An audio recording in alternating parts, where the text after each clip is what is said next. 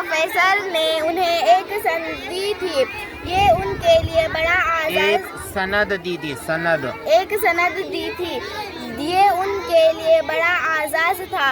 इनके एक और किताब 15 साल गुजर गए। इतने दिनों के बाद जो इन्हें मंजिल दिखाई दी तो इनकी खुशी का ठिकाना न रहा। इन्होंने पहाड़ के दामन में एक अच्छी सी जगह पसंद की।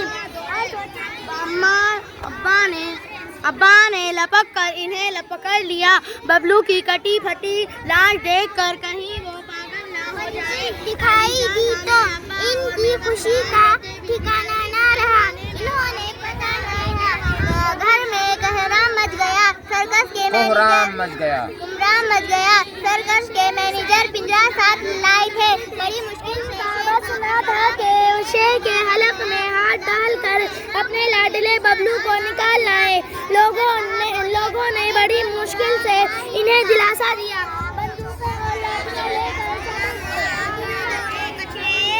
बैठ कर इंतजार कर रहे। इंतजार करते करते